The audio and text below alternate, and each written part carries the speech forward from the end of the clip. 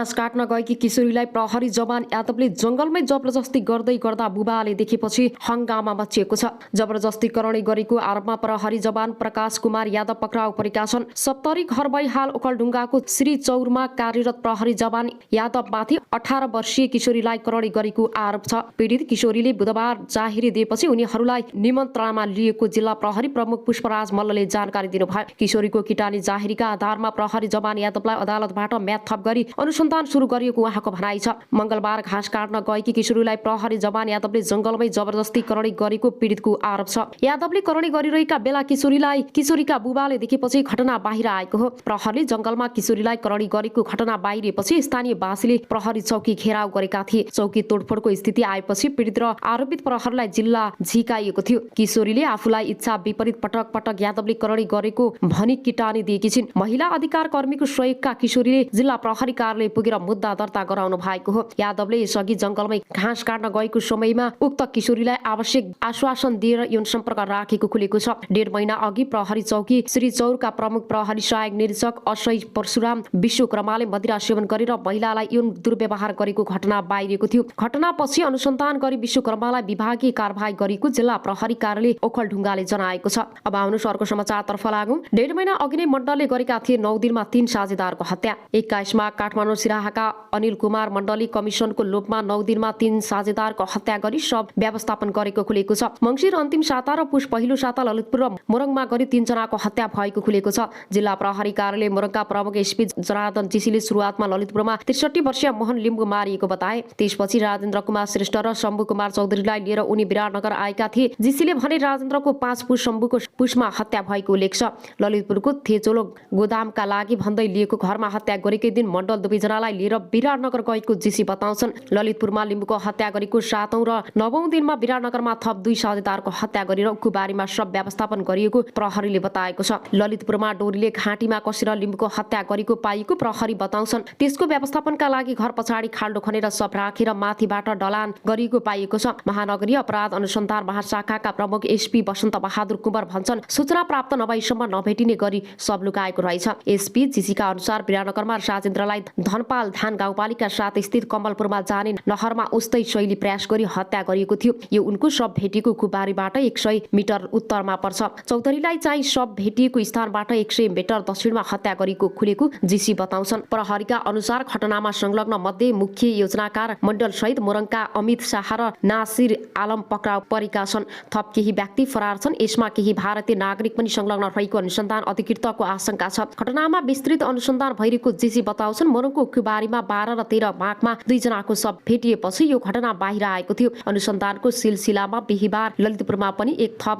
जनाको शव भेटिएको थियो। प्रहरीका अनुसार 4 जना मिलेर जग्गा हाइड्रो पावर सिमेन्ट उद्योग लगायतका लगानी गर्ने तरिका थिए। अब आउनुहोस् अर्को समाचारतर्फ लागौं। पूर्वमा फेरि घट्यो अर्को सोच्नै नसक्ने घटना। पूर्वमा एउटा सोच्नै नसक्ने घटना घटेको छ। 22 वर्षीय युवा वृद्ध बुबा पाल्ने छोराको करेन्ट लागेर हेर्दा हेर्दै हात चुडियो। बिचारा बुबा थरथरी रोए। यो समाचारलाई पनि अन्तिमसम्म हेर्नुहोला। अब आउनुहोस् अर्को समाचारतर्फ लागौं। गठबन्धनमा प्रस्ताव एमसीसीको सुरुवाती सम्झौता मात्र लागू गर्ने भएको छ। केही दिन यता सत्ता गठबन्धन टुट्ने चर्चामा निकै तरावमा रहेका माओवादी केन्द्रका अध्यक्ष पुष्पकमल दाहाल प्रचण्ड बुधबार साँझ बालुवाटारमा निस्किँदा हर्षित देखिएका छन्। अमेरिकी आर्थिक सहयोग परियोजना मिलेनियम च्यालेन्ज कार्पोरेसन एमसीसी सम्झौता अनुमोदनका विषयमा सत्ता साझेदार दलहरूबीच कुरा नमिल्दा गठबन्धन भत्किने आकलन सुरु भएको थियो। तर बुधबार साँझ प्रधानमन्त्री शेरबहादुर देउवा, अध्यक्ष प्रचण्ड र नेकपा समाजवादीका अध्यक्ष माधव कुमार नेपालबीच भएको छलफलमा एमसीसी बारे मध्यवर्गीय बाटो खोज्ने समझदारी बनेको छ। बालुवाटार स्रोतका अनुसार एमसीसीको सुरुवाती सम्झौतालाई मात्र कार्यान्वयन गर्ने विकल्पमा पनि छलफल सुरु भएको छ। ज्ञानेन्द्र बहादुर कार्कीको पालामा भएको सम्झौतामा एमसीसीलाई संसदमा लैजाने उल्लेख नै थिएन। तर केपी ओली नेतृत्वको सरकारले संसदको विषय बनायो। प्रधानमन्त्री देउवा निकट एक नेताले नेपाल खबरसँग भनी अब कसरी संसदमा लैजाने भन्ने बारे 3 नेताहरू छलफल गरिरहनु भएको छ। कुनै निष्कर्ष निस्किसकेको छैन। 2074 भदौ 29 र 14 सेप्टेम्बर 2017 मा कांग्रेस र माओवादी केन्द्रको संयुक्त सरकारले अमेरिकासँग नेपालको विद्युत प्रसारण लाइन र सडक निर्माणका लागि $50 करोड अनुदान सम्झौता गरेको थियो। त्यसबेला नेपालको तर्फबाट तत्कालीन अर्थमन्त्री ज्ञानेन्द्र बहादुर कार्की र एमसीसीका तर्फबाट कार्यवाहक जोनाथन नासले सम्झौतामा हस्ताक्षर गरेका थिए। त्यसबेला गरिएको सम्झौतामा एमसीसीलाई संसदबाट अनुमोदन गर्नुपर्ने प्रावधान नै थिएन। तर 2076 असोज 12 गते 21 सेप्टेम्बर 2019 मा केपी शर्मा ओली नेतृत्वको सरकारका अर्थमन्त्री डाक्टर युवराज खतिवड़ाले एमसीसी कार्यक्रम कार्यान्वयन सम्झौतामा हस्ताक्षर गर्दा त्यसलाई संसदबाट पास गर्न गर्ने कुरा थपिएको थियो। सुरुमा भएको सम्झौतालाई अघि बढाउन एमसीसी मुख्यालयलाई पत्राचार गर्ने प्रस्तावमा छलफल भएको एकीकृत समाजवादीका महासचिव बेदुराम भुषालले बताएका छन्। दात्री राष्ट्रले दिने आर्थिक सहयोगलाई संसदबाट अनुमोदन गर्ने विषयकै कारण दलहरू अहिले विभाजित भए सुरुको सम्झौता कार्यान्वयन गर्दा समस्या हुँदैन भनेर एमसीसीलाई भनौँ। भुषाल गठबन्धनमा राखिएको प्रस्तावबारे नेपाल खबरसँग भने संसदबाट पारित भएपछि त्यो कानून सरह बन्छ र त्यससँग बाँचिएका अन्य कानून निष्क्रिय हुन्छन्। छलफलमा प्रधानमन्त्री देउवाले एमसीसी सम्झौता अध्ययन गर्न बनाइएको 3 सदस्यीय कार्यदलको प्रतिवेदन कुन र त्यसको सुझाव आएपछि निर्णय गर्ने बताएका थिए। अध्ययन कार्यदलको सुझाव आउन दिउँ, यतिसम्म कुरौँ, अब केही दिन कुरौँ। प्रधानमन्त्री देउवाले नेतासँग भने यसमा सुधार गरेर जान सकिने रहेछ भने त्यो पनि हेरौँ। पुस 4 गते गठबन्धनले एमसीसी सम्झौतामा रहेका प्रावधान अध्ययन गर्न छलनाथ खनाल, नारायण काजी श्रेष्ठ र सञ्चार मन्त्री ज्ञानेन्द्र बहादुर कार्की रहेको 3 सदस्यीय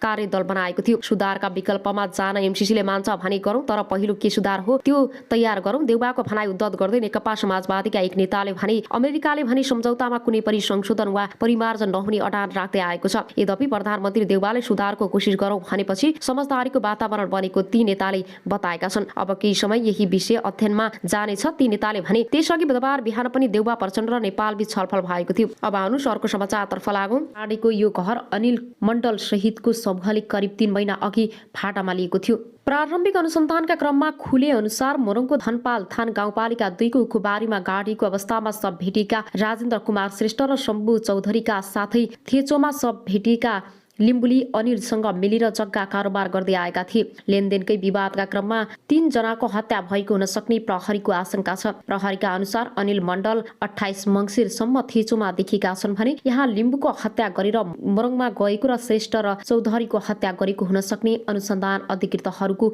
आशंका छ। अब आउनुहोस् अर्को समाचारतर्फ लागौँ। गठबन्धनमा प्रस्ताव एमसीसीको सुरुवाती सम्झौता मात्र लागू गर्ने। केही दिन यता सत्ता गठबन्धन टुट्ने चर्चा माझ निकै तनावमा रहेका माओवादी केन्द्रका अध्यक्ष पुष्पकमल दाहाल प्रचण्ड बुधबार साँझ बालुवाटारमा निस्किँदा हर्षित देखिएका छन्। अमेरिकी आर्थिक सहयोग परियोजना मिलेनियम कर्पोरेसन एमसीसी सम्झौता अनुमोदनका विषयमा सत्ता साझेदार दलहरूबीच कुरा नमिल्दा गठबन्धन भत्किने आकलन सुरु भएको थियो। तर बुधबार साँझ प्रधानमन्त्री शेरबहादुर देउवा, अध्यक्ष प्रचण्ड र नेकपा समाजवादीका अध्यक्ष माधव कुमार नेपालबीच भएको छलफलमा एमसीसी बारे मध्यवर्गीय बाटो खोज्न समझदारी बनेको छ। बालुवाटार स्रोतका अनुसार एमसीसीको सुरुवाती सम्झौतालाई मात्र कार्यान्वयन गर्ने विकल्पमा पनि छलफल भएको छ। ज्ञानेन्द्र बहादुर कार्कीको पालामा भएको सम्झौतामा एमसीसीलाई संसदमा लैजाने उल्लेख नै थिएन। तर केपी ओली नेतृत्वको सरकारले संसदको विषय बनायो। प्रधानमन्त्री देउवा निकट एक नेताले नेपाल खबरसँग भने अब कसरी संसदमा लैजाने भन्नेबारे 3 नेताहरू छलफल गरिरहनु भएको छ। कुनै निष्कर्ष निस्किसकेको छैन। 2064 भदौ 29 र 14 सेप्टेम्बर 2017 मा काङ्ग्रेस र माओवादी केन्द्रको संयुक्त सरकारले अमेरिकासँग नेपालको विद्युत प्रसारण लाइन र सडक निर्माणका लागि 50 करोड डलर अनुदान सम्झौता गरेको थियो। त्यसबेला नेपालको तर्फबाट तत्कालीन अर्थमन्त्री ज्ञानेन्द्र बहादुर कार्की र एमसीसीका तर्फबाट कार्यवाहक सीईओ जोनाथन नास्ली सम्झौतामा हस्ताक्षर गरेका थिए। त्यसबेला गरिएको सम्झौतामा एमसीसीलाई संसदबाट अनुमोदन गर्नु पनि प्रावधान नै थिएन। तर 2076 असोज 12 गते 29 सेप्टेम्बर 2019 मा केपी शर्मा ओली नेतृत्वको सरकारका अर्थमन्त्री डाक्टर युवराज खतिवडाले एमसीसी कार्यक्रम कार्यान्वयन सम्झौतामा हस्ताक्षर गर्दा त्यसलाई संसदबाट पास गर्ने